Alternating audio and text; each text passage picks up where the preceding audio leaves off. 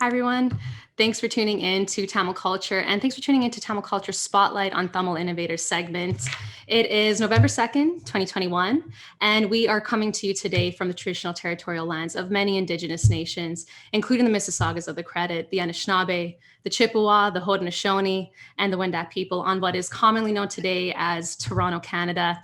I'm Jessica Jesudasan. I'm an employment and human rights lawyer here in Toronto, currently the acting exec lead human rights at the Peel District School Board. But today I'm here with you all just to chat and to put the spotlight on a couple of Tamil innovators in our own community that are embarking on a very ambitious project, the first of its kind in Canada for our community, the Tamil Community Centre, which will be located at what is presently, I understand, a vacant lot at 11 Staines Road in the Morningside and Finch area, right in the heart of Scarborough, which has for quite some time been a place that the Tamil community has called home. So without further ado, I want to introduce you to some of the brains behind the vision for the Tamil Community Centre on its board of directors. With me is Siva Vimalachandran, project chair of the Tamil Community Centre board of directors. Siva, thanks for being with us. Thanks for having me. And also with us is Nedra Rodrigo, also a member of the board of directors for the Tamil Community Centre. Nedra, great to see you. Thanks for being here. Good to see you too, Jess. Okay. So Siva and Nedra, if I may, I want to just kind of set the background and context for folks at home about what the Tamil Community Centre is based on the information on your website, just to set that background and context. So the Tamil Community Centre is intended to be a dynamic, innovative, multi-purpose and non-denominational facility, incorporating spaces and services to help the current and growing needs of the diverse Canadian Tamil community. And we are a very diverse community with diverse needs. And I think the intent is to act as a community hub, from what I understand. So from the information on your site, you've mentioned that the center will offer recreational facilities in the form of a gym and outdoor playing fields, cultural facilities in the form of a library, museum, and auditorium, and multi-purpose spaces that can facilitate community hubs through education and networking programs. That sounds amazing. That sounds like something we need, which I think is exactly the reason it's happening. So first off, big congrats on all the momentum and the movement that's taken place on the Tamil Community Centre. By no means a small undertaking, and you all are at the heart of it. So, I think folks may be surprised to know that you all have embarked on this undertaking on a volunteer basis. Am I right about that? Right. Yes. Yeah. See, that surprised me because this doesn't seem like volunteer work, right? And I came to know that from watching the town hall that you all held on October 13th, which was very informative, and we'll definitely get into that later on. But yeah, you all have full-time roles. You all have full personal lives outside of work on the Tamil Community Centre. So to kick us off, hoping that you could introduce yourselves, tell us a bit about what you do, and tell us a bit about why you're giving up your evenings and weekends to put in this labor of love and bring this project to fruition for the community. Siva, maybe we can start with you and then hear from Nedra. Sure. So as Jess mentioned, my name is Siva. I am the board chair for the Tamil Community Centre. In my professional life, I am actually the executive director of an organization called YUSC that actually manages two similar types of centers at York University, which is located in Toronto, Canada. One of those centers was recently constructed back in 2018. So one of the reasons that I had volunteered for this role was my experience in the development process itself. That building, we had taken it from its embryonic stage from inception to the end of construction. And when this project came up and I had noticed that a lot of community organizations were backing an initiative like this, I had essentially accepted the volunteer role, and flash forward 2 years later, here we are.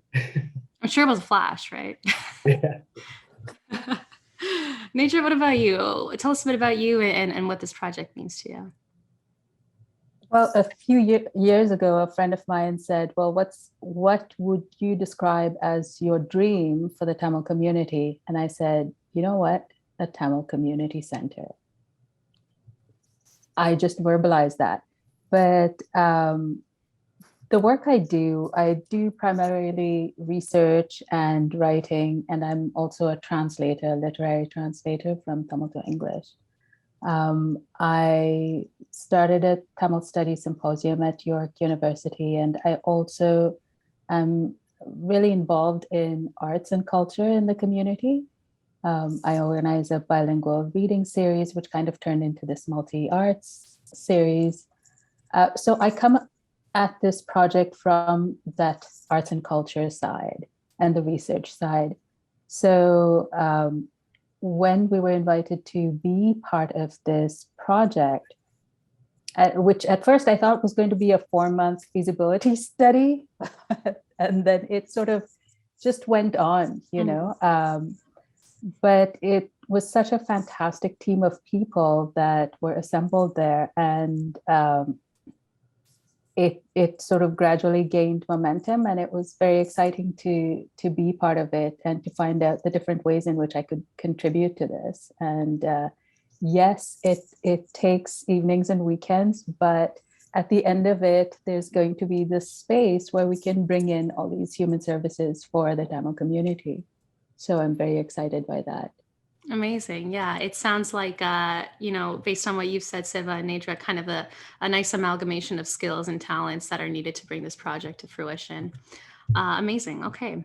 So yeah, hoping you can shed some light on the history and the context and the why behind the Tamil Community Center. Our community has grown rapidly since the 90s. I think we were one of, if not the fastest growing community in Canada, immigrant community in Canada in the 90s, obviously coinciding with the difficulties back home and the violence we were facing as a community back home.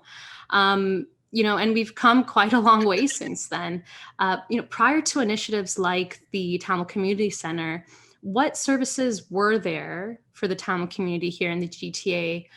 Were we well served at the time while we were trying to make our way here in the GTA?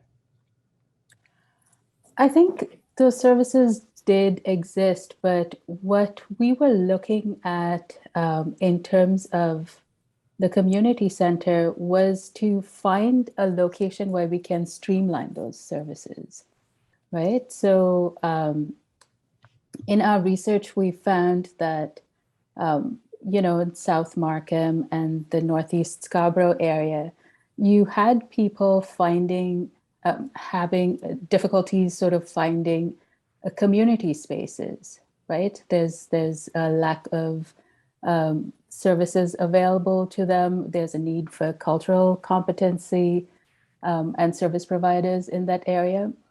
Our research showed that Northeast Scarborough, for instance, is kind of a socioeconomic kind of a dead spot, right? There's a number of challenges that are facing the residents in that area because their income, so you have a large number of working poor in this area, and their income after shelter is considerably less than people living in public housing. But what often happens, like when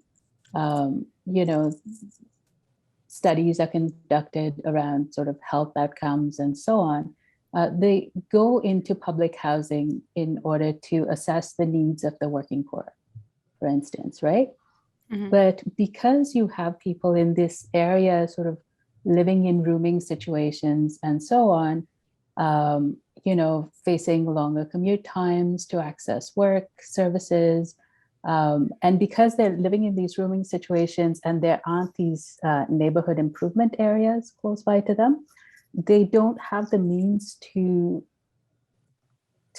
identify their needs in those kinds of data gathering processes, right? So this kind of tends to lead to an overall poor quality of life. What you have are residents having a harder time sort of commuting to work. It takes them a long time to commute to work. It takes them a long time to commute to access those services, right? And that shows up in a number of lacks, like the lack of time to pursue professional development, the lack of time to pursue health services and so on. So, and we saw that during the COVID outbreak too. right? Like you saw these large numbers showing up in Northeast Scarborough. So we're hoping a space like the Tamil Community Center can address some of those needs. And this is just sort of speaking of the needs. We're not even going into sort of like cultural resources and things that the space could provide. Yeah. Yeah, no, that did answer my question. From there, and maybe Yeah, I would actually add to that as well. Our community has often been heralded as a community that has achieved substantial socioeconomic development in the very few decades that they've kind of been immigrating to this land. But it's always important to note that there is still a large section of our community that continues to live in poverty. That is not reflected in the data that Nedra is speaking about.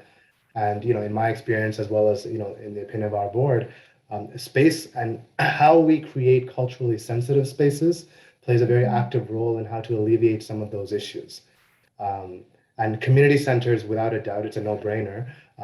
They are one of the most effective ways of creating these community hubs and providing space for those services, et cetera. And to your question of, have there been services that existed? Absolutely. And I think our community is a very resilient community, a very strong community. And from the time that we've been immigrating here, whether it be the Lansdowne Co-op Home, in downtown Toronto, or TSOC, Multicultural Settlement Services, we've always, in makeshift ways, tried to assist and make that transition smoother for those coming here. But having a central space and having a resource like that for not just individuals, but community organizations to pool their resources and amplify their efforts, we think that will have a much more dramatic impact in helping to advance the mission of organizations that have served our communities for many decades already. Mm-hmm. No, absolutely. And yeah, so let's get into some of those cultural resources that, the Tamil community needs. The impact of maybe a lack of services or a lack of culturally relevant services for a community, and what you're seeing in terms of what the community is asking for. What services and programs are they asking for, whether that be relating to mental health or counseling or support for the LGBTQ2+ community, or general supports and services for our youth and seniors, which you kind of spoke to already, Nedra, in the context, I think, of COVID-19 and the pandemic. But yeah, what are you hearing from the community in terms of what they want to see in terms of services? Yeah, that's a great point you made there, because vulnerable communities are made even more vulnerable when they don't have resources and programming, right? So when we're looking specifically at seniors or LGBTQ members, community members with different abilities and mental health concerns and so on, what we did is we conducted a consultation survey within the community to have them identify, what they would ideally like to see in a community center, right? So in our first phase of consultation, the community showed us that they wanted us, and this was based on more than 1,000 consultations within the community. They told us that they wanted to see a cultural, like an auditorium space. They specified that they're looking for mental health services. And it was great to see that figure really high because, like for a long time, I think there's been so much stigma around mental health, right? And to have a huge number of these surveys actually identify that as an area of need that we need to focus on, that tells me how far we have come as a community, more than even economic gains and things like that. Like when we're able to identify issues like that, that's tremendously important. We had our young folks asking for athletics and recreational spaces. The community on the whole wanted to see some history and archival spaces, the Genocide Museum. There were requests for a library. And again, we also had people specify things like wanting to see senior services, women's services, disability-focused programming, also really good to see that, brought up by the community. We had folks specifying like that they would like to see LGBTQ plus programming happening in this space. And then, of course, we have a huge number of community organizations that also participated in this survey. And they told us they'd like to see networking spaces. They'd like to see multi-purpose spaces that where we could have mentorship happen, networking. So this was all, on the one hand, you have research that shows, okay, there's these things needed, but when the community comes back and they sort of, almost perfectly reflect this back to you, it makes your job so much easier, right? You don't have to go out there and make a case to them. They've made the case for you, right? So, so it was important to us to have this whole process be data-driven. And, the community really came through in telling us very clearly what they wanted to see. Right. Yeah, and I think that's a very important point too, and really to highlight what Nedra just said. Our entire process has always been on a principle of being data-driven. Whether it was a research that we conducted to secure, the 26.3 million from both the federal and provincial government, or when we recently released the pre-design of the center and the consultations that went into that. We have gone, I would say, really above and beyond the principle of duty to consult. And we really wanted to make sure that the spaces that we create are based on the feedback of the communities that will actually end up using those spaces. So both from an individual perspective, the 1,000+ surveys that happened in the summer of 2019, or the over 153 organizations that filled out the organizational consultation. Both of those combined give us a demand for the general user, what they need from the space, but also, our intention is to partner with existing organizations and not duplicate services and activities. And having their endorsement, to date, over 120 organizations have actually formally endorsed this project, and being able to create the space and have them partner in the programming with us, and making sure that they're also interested in using those spaces and signing off on this is the right type of spaces that should come to the center. So all in all, it's coming out to be a very good, I guess, from the ground up construction, both from a programming perspective as well as from a space perspective. Yeah, no, absolutely. I think one of the things that stuck out to me, Siva, one of the things you said in the town hall, I think, was that the Tamil Community Center is meant to be aspirational, right? And that really stuck with me. Going back to what you said, Nedra, about what the community has clearly communicated and voiced about what they want to see in terms of services.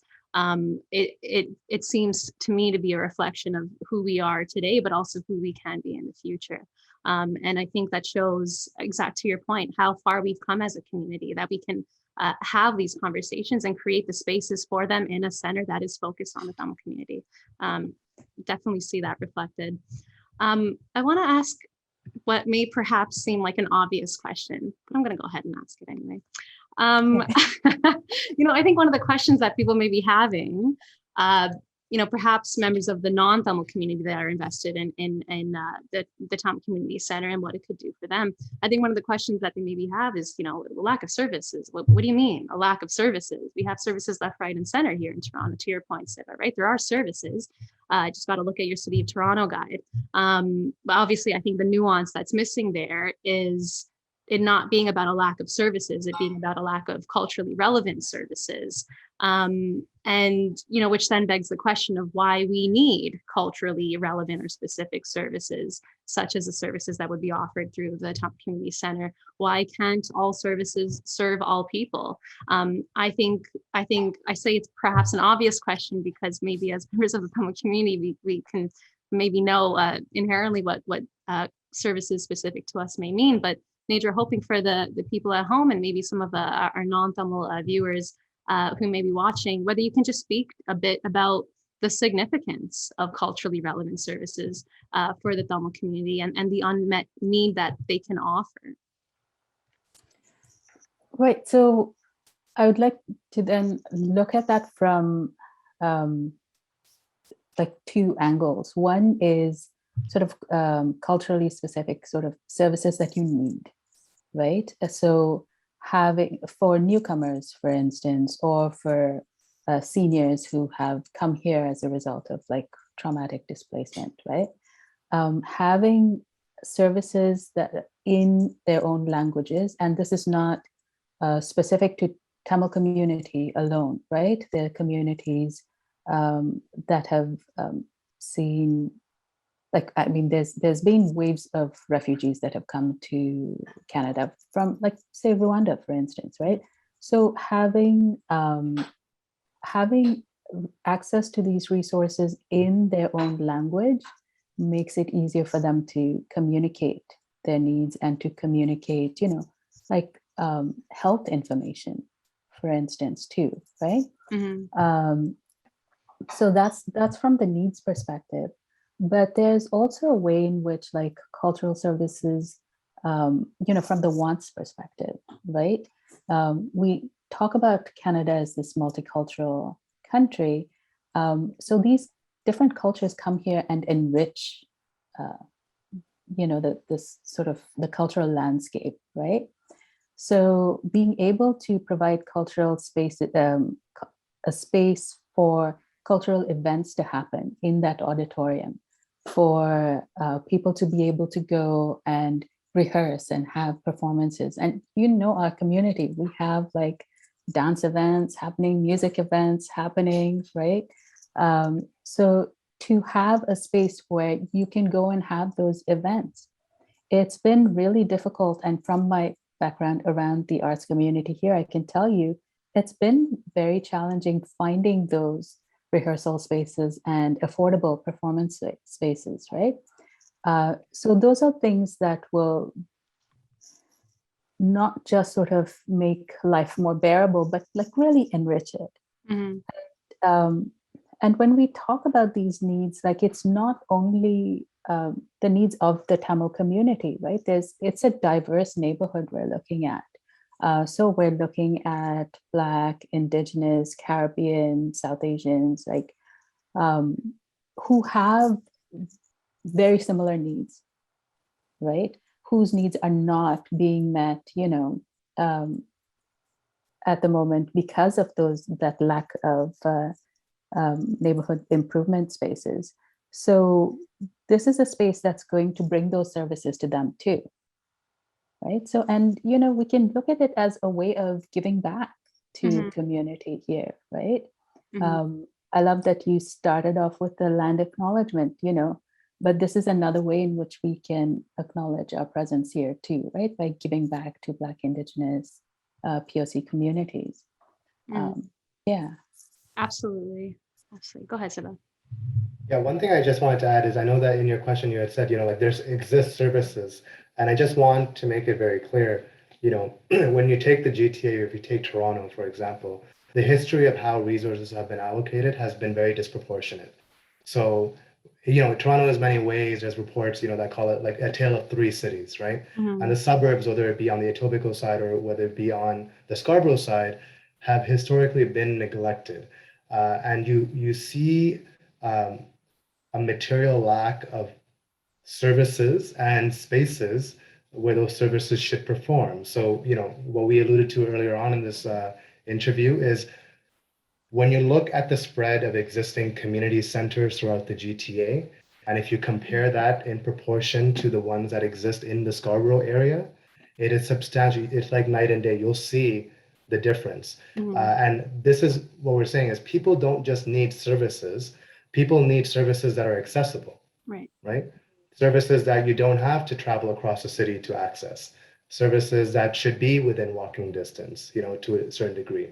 And in our research, we really discovered that disparity between the tale of these three cities. So when you look at kind of central downtown Toronto, going up essentially wherever the subway kind of boundaries, and then when you look at the suburbs on either end, you'll see that disproportional nature of those services. And in many ways, and going off of what Nedra was saying, this is why this is not just a project for our community, who highly concentrates in that Northeast Scarborough area. This is also a project for all communities that live in that Scarborough area, that the center is meant to be a public space, It is a Tamil community center, but it is for the full access of the general public. And they will enjoy the amenities the same way that our community will enjoy the amenities as well. So in many ways, this project is not just about addressing the needs of our community, it's about addressing the collective needs of many communities that experience those same realities in this area. Absolutely, yeah, and definitely going to want to ask about some of those cross-cultural services as well later on. But yeah, to your point, Siv, I think something you mentioned earlier was our community being heralded as a community that has defied the odds or made our grand come up of some sort. I think in our early days, that was perhaps because of the informal resources and services that we made available within our community, right? Not through things that were provided through government or through the city municipally. And I think maybe we make the mistake of thinking that we are a community that is well established and not still growing. There are still new Tamil community members coming to Canada every day that need those supports, right? And yeah, I think for many of us, yeah, our story starts maybe in the 80s or 90s, but it's definitely ongoing. Yeah, going to definitely get into some of the cross-cultural services. Very curious about that. But before we get into that, wanted to ask about one of the questions that came up in the town hall. There was a question that came up about, transparency and communication. Some of the sentiments that were shared by local residents and community members was about a general lack of awareness that the Tamil Community Center was even being pursued. What did the consultation process during the pre-approval phase look like? But as I understand, this is not a project that just popped up over the last 2 years. Something that's been in the works for a decade, which I think is surprising to people. So Siva, hoping you could shed some light on what that decade-long road has looked like, who has been involved in it, how it's transitioned, and how it's culminated in the TCC today.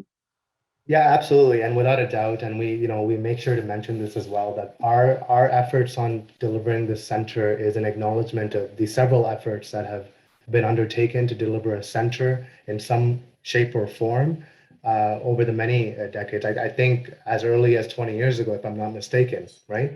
And in many ways, like projects that did turn out and were successful may have been pursued in the same intention. Like, for example, like I mentioned, the Lansdowne Co-op, right? In many ways, it's a co-op, but in many ways, it also functions as a community center itself, right? So, personally for me, if you ask me, is this the first center? No, I would actually point to the Lansdowne Co-op and say that was actually the original community center that was very effective in what it did and continues to this day to be extremely effective in helping not just our community, but several other communities that are newcomers. But I think, to your point, I think the first thing is, yeah, there were several national organizations at different junctures that attempted to do it. And I guess my response to that would be development processes are extremely complicated because you need so many things to line up essentially for it to become what I would describe as a live project. So you need a budget, you need a schedule, you need to know kind of what the timeline looks like, and you also need to know what you are building. And I would say, when we started off this interview, we said, we are working with a very talented group of people. And I want to first say that a lot of the organizations that had invested time into putting in work to trying to construct a center over the last 10 to 15 years, they were a part of the initial group of organizations that had actually endorsed the creation of this committee that eventually became the Tamil Community Center itself. So we work, obviously, with their support, and we work, keeping them up to date and involving them for their advice and expertise as required. So the transparency discussion or comments at the town hall, one thing I will say is development processes, they follow certain statutory regulations. So we, in many ways, are running, very quickly with this project, that we have been able in 2 years.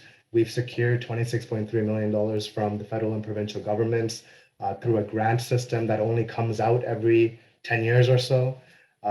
We had, with the support of almost every single city councillor at Toronto City Council, had worked with the City of Toronto's real estate wing to identify a location, and by luck, essentially identified a location that was dead smack in the middle of where the highest concentration of our people actually live in the GTA, and that's where I say it's a bit of luck and it's a bit of talent as well in many ways, right? And I think our approach has always been to be very proactive. So when you look at a normal development project, whether it's a condo that you see being constructed, down your street, or a residential build, et cetera, the onus of duty to consult that's outlined in whether city planning or the provincial policy statement doesn't really elaborate to the extent of when those consultations need to happen.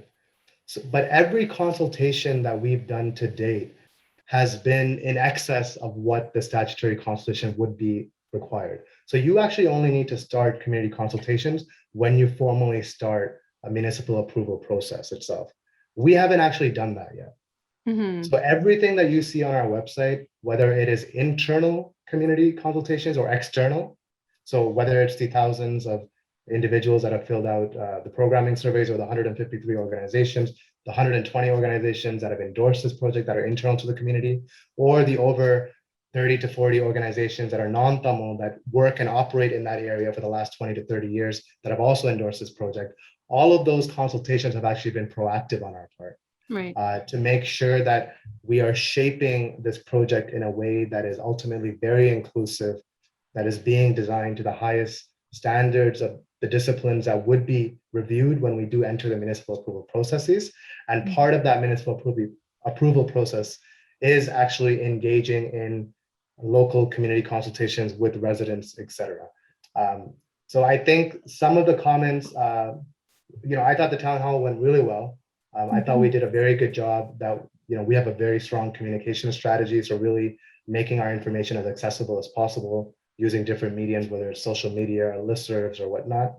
But at the end of the day, all development projects will raise, a few comments here and there or whatever it might be, but it's our obligation to address those comments. So I think the question was raised regarding outreach, et cetera. And I think the response that we gave at that time was, we are entering the municipal approval processes. So those are city sanctioned meetings that have to happen. The city cannot sanction those meetings without us formally submitting our municipal approval. So I think we gave the timeline for that. So that should happen probably early next year. Okay, thanks for that, Siva. Yeah, and very informative about more than just the last 2 years. I think the long road that it's taken to get here. Like you said, a little bit of luck, a little bit of talent, and a little bit of nature manifesting it into the universe way back when, and here it is. So thanks for that. Siva and Nedra, in the pre-designed study video on the Tamil Community Center YouTube page, which will be linked in this interview down below, you mentioned some of the guidelines, right, that are informing the Tamil Community Center's vision, consistent with consultation, which you just talked about, commitment to the environment, respecting Indigenous communities. There are 2 others, but I'm going to stop there because I want to just focus on that last one. I think as a displaced community ourselves, you can certainly understand the emotional and psychological toll of what cultural erasure feels like, right? And I think what that can do to the psyche and the spirit of a nation. And I think it's something I grapple with, right? I think we really need to reflect and maybe grapple with what it means to be a settler immigrant community vis-a-vis colonialism here on Indigenous land, right? We are on Indigenous land, as is the Tamil Community Center. So, I think for many young and older Tamils, it's as we lay deeper roots here, what we may be thinking about is, what does our relationship with Turtle Island's Indigenous nations look like? What are we communicating as a community about who we are, what we stand for, what we stand against? And so really curious to hear from both of you about what your consultation and what your relationship building has looked like with the Indigenous communities that are impacted, and what they've communicated to you about what their intention and their wishes for the land. So Nedra, maybe we can start with you. Well, I think maybe Siva, you could speak to this because you'd gone to meet with both major communities in that area. But what I would add here is one of the questions that people often sort of put to us is, okay, how much, like, what is the size of the Indigenous community in that area? And, you know, when we were doing our research, we looked at census data, and, you know, it looks like a very small percentage, like around 1% or whatever. But if we look at the impact of trauma in these communities, right? And, you know, recent discoveries in residential schools and things as well, as we think about that, I think one thing that came to mind was, well, how much of the community is actually represented in this data? How much of that community will openly identify and self-identify and so on? I was speaking to somebody in a health network recently, and they were saying that this is a legitimate problem, like that you know, it's hard to sort of figure out these health outcomes because we don't know, like, you know, when the community doesn't self-identify. But there's these roots of trauma and things that need to be uncovered as well. But apart from that, I think it was very important to us because, you know, we end up working with Indigenous communities in the different projects that we do, Siva and I. And so it was important to us to engage in not just like consultation for the sake of it, but in meaningful consultation. And I mean, Siva, you can speak to that process a little more, I think. Yeah, absolutely. I think, you know, we've been describing this project as something that's been in the work for the last couple of years. And there's some things that were core principles of the project that started right out of the gate. So in addition to our need for being data-driven on the consultation side, one thing that we proactively did, and this was as early as a year and a half ago, the moment we got some traction with the City of Toronto and we started identifying potential locations for the project, is we, through the City of Toronto's Indigenous Affairs Office, we had actually started meeting with the Indigenous communities that essentially represent the land that we are constructing the center on. And specifically, there's many that have called this land home, obviously, and you mentioned them in your opening land acknowledgement. But specifically for this project, the Mississauga of the Credit First Nation and the Huron-Wendat Nation are the ones that, from both the federal as well as the municipal level, have been recognized as the ones for consultation. And we proactively kind of consulted with them. And, you know, we're very excited with this relationship, and we're really excited about how that's going to grow. And not just from a consultation from the perspective of getting this building constructed, but our consultations with them is, I don't think that it's going to confine us to just making sure that we acknowledge and we showcase the history of Indigenous history on that land. We are very committed, and Nedra is actually the chair of the user committee that's going to be responsible for this.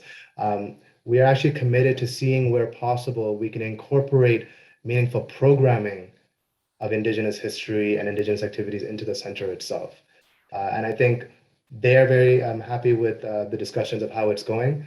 And as you mentioned, we did release a pre-design, and that pre-design and the direction of the pre-design itself wasn't, yes, it's a Tamil community center. And when we were doing research, we wanted to design a direction for the center that was uniquely Tamil, but also something that the Indigenous communities would also appreciate as being reflective of some principles that they use when they consider architecture and development. And one of those principles is allowing the land to tell its own story and not imposing a building on a parcel of land, but incorporating the land into the development itself. And I think we did a fairly good job with that, as both nations, both the Mississauga Credit First Nation and the Huron-Wendat, not only have, you know, expressed their support for this project, but have expressed their support for the design direction of the project itself. So those conversations are ongoing. And again, to what Nedra was saying, what does it mean for meaningful Indigenous consultations? You know, I think land acknowledgements are good, and I think being active learners of that history is very important as well. But we have an opportunity here that might be a legacy opportunity for our community of actually incorporating something more practical or more day-to-day, I would say, into the space that we're actually constructing for our community. And in many ways, that could be a very real life educational experience for everyone that would visit this center. So it's, I think, a pinnacle of solidarity building or a pinnacle of shared culture building that we're trying to encourage with this project. Yeah, yeah. I think you're right on that. It is an opportunity here, right? You know, like you mentioned, Scarborough is home to several communities, right? The Black African Caribbean community, other South Asian communities, and also European settler immigrant communities that have been there for quite some time, right? They all call Scarborough home. And you know, as we've mentioned, you know, we've made some strides. We've been here for about 50 to 60 years, maybe as a community. And I think that history and success has afforded us a certain level of political sway. Maybe you know, the Tamil community has received strong support from federal governments and provincial governments.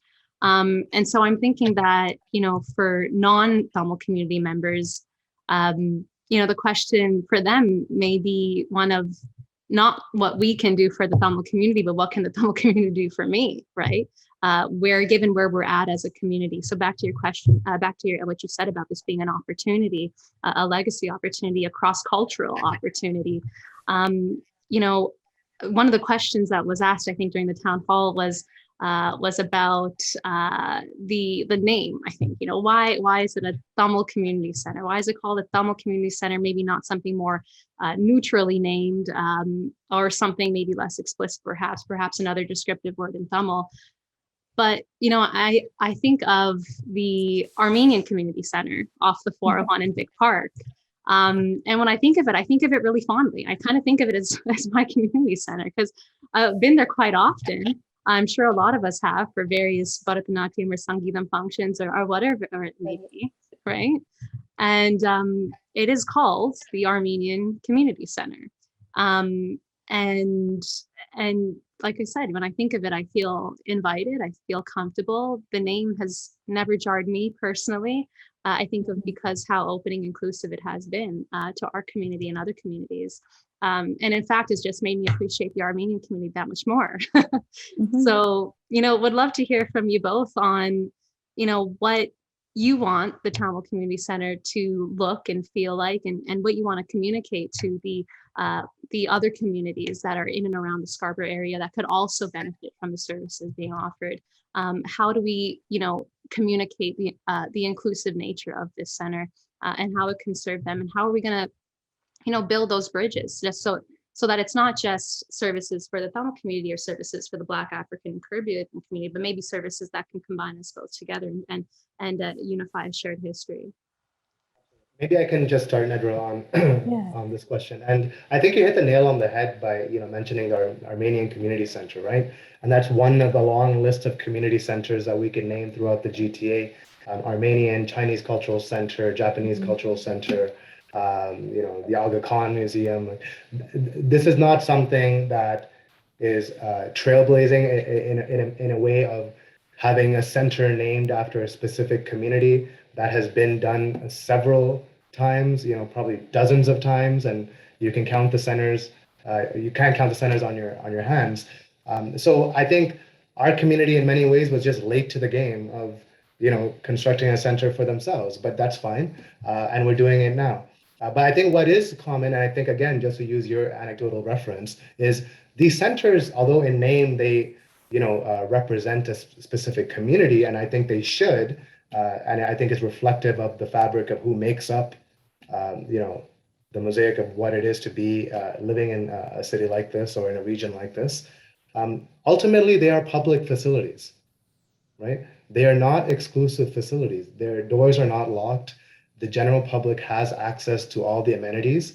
And likewise, the general public will have access to all the amenities that are within the center itself, whether it is a library, whether it's a museum, whether it's the auditorium, whether it's a gymnasium, whether it's the common areas, whether it's the extensive proposed outdoor landscaped areas, whether it's the field, the playground, the hiking trails, the lookouts and everything. So the center, I think hovering around the name as an issue may lead to some other,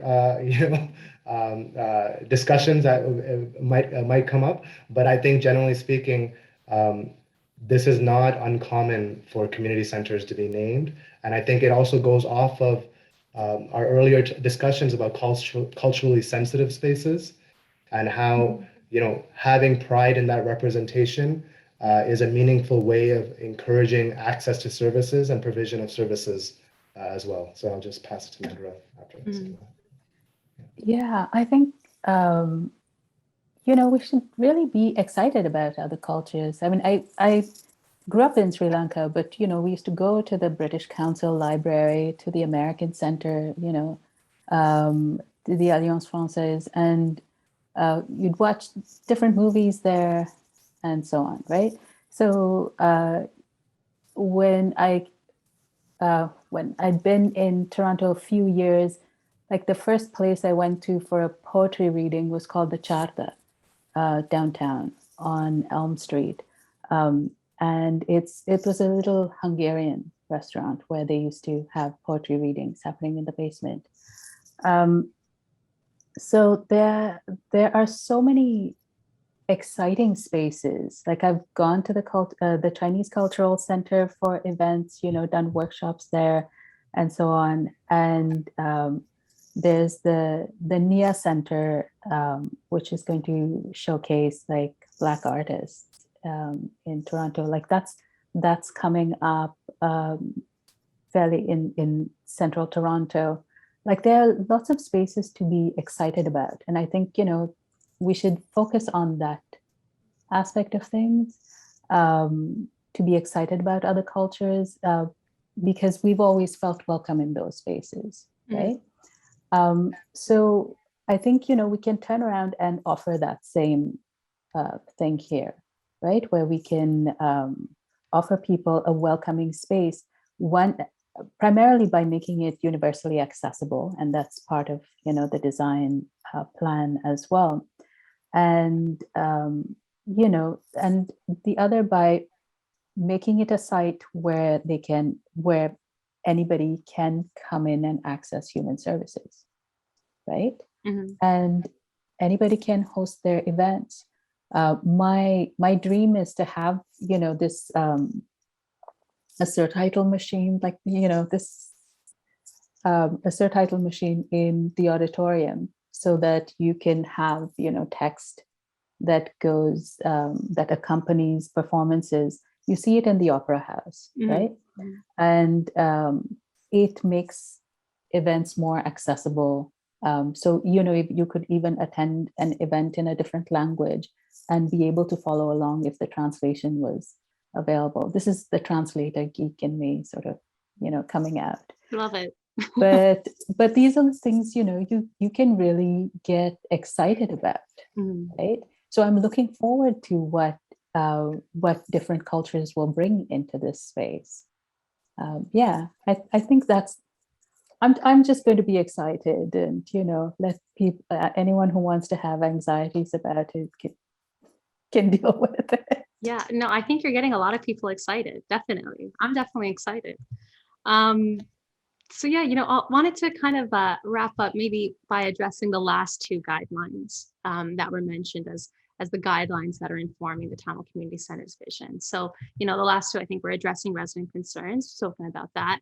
The last one was about, I think, preserving Tamil culture and history, and what does it mean to be Tamil, right? How do we represent that in the design, but also the function of this community center, which I think we've spoken to. But that question of what does it mean to be Tamil? Yeah, good question, right?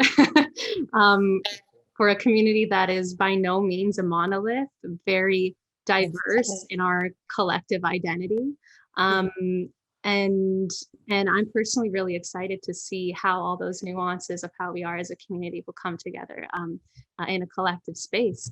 But yeah, Siva, going back to what you said about the Tamil Community Center being aspirational, as we wrap up, wondering whether you both could maybe just muse with me for a bit about, what what the Tamil Community Center and what the Tamil community looks like to you 20, 30, 50 years from now, as we continue to build and lay roots here as a community seeking to meaningfully contribute, critically contribute to our communities, to our cities, and to our neighbors. And how the Tamil Community Center can be a vessel for communicating that.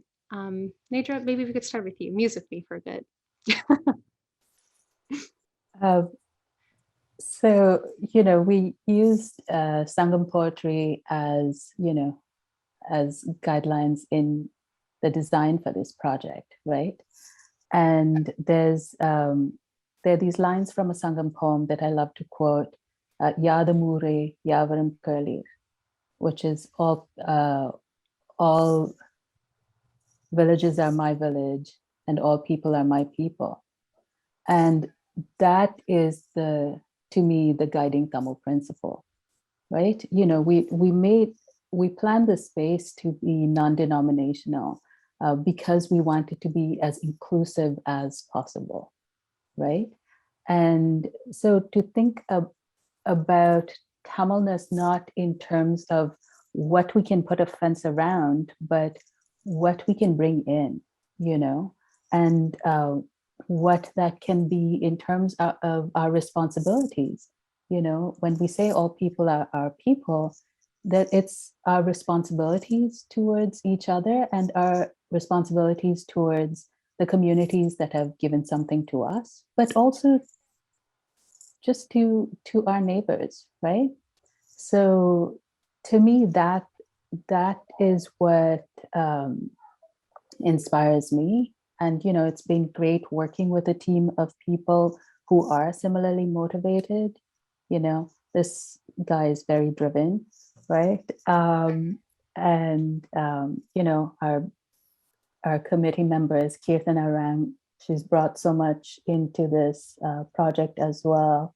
Nitin Shan, Vidhu Ramachandran, Kamala Kediswaran, Doctors Shantkumar and Lambodhar. And, we've got this intergenerational community of people of different, who were born in different places and different times, we're an intergenerational community, but we came together for this project. And there's been so much sharing in that process. And, I'm looking forward to more. Thanks for that, Nedra. Siva, your thoughts. What do we look like to you as a community, as the center 20, 30, 50 years from now? Yeah, I reflect back at the many years that I kind of participated in various sorts of community organizing or work, etc. And one thing that I always kind of reflect back on is there were so many people that could have contributed or wanted to contribute, but their circumstances didn't allow them the time to do so, right? And I think a center like this, what it could do is, based on the services that it provides, as well as the strength that it will provide existing organizations to amplify their efforts, we can help to alleviate some of those concerns and some of those conditions that may allow more distant voices or not heard voices to be more actively, encourage them to become more actively involved with the community as well. And I think fundamentally, this entity will primarily be a facility management entity, as in taking care of the building and keeping it in good health. And in no ways is the center going to dictate the diverse opinions that will continue to exist, I'm sure, within our community. But it will be sure to provide a safe space for conversations to be had, debates to be had, and fundamentally focusing on the immediate health needs, both from a space as well as a service perspective for the community that lives here and the communities that live within the areas itself. And I think that is a gift that we could give the next generations, and a center that could help dignify the lives of our seniors and provide them meaningful spaces to socialize and meet with their own friends and their own social circles, etc. So that's kind of the immediate and the long-term hope that I think the center could serve. Mm-hmm. That's legacy, right? That's legacy. Yeah. Siva and Nedra, thank you so much for being here with me. I really appreciate it. I know I learned a lot. I hope everyone that tuned in learned a lot too. I know we as a community, and I think the Scarborough community that's going to be really well served by this center, are psyched about what this center can provide for them, and how the community can grow around it as well and grow with it. So for anyone that's looking for news and updates on the Tamil Community Center, you can get all of that from their website, tamilcenter.ca, for all the latest updates on the project and opportunities to get involved. That's it for me. Siva, Nedra, thank you so much again. Thank you so much for having us. Absolutely. Thank you, Jess. Oh, it's been a pleasure. I'm Jessica Jesudasan. This is TamilCulture Spotlight on Tamil Innovators. And thanks for being with us. And we'll see you next time.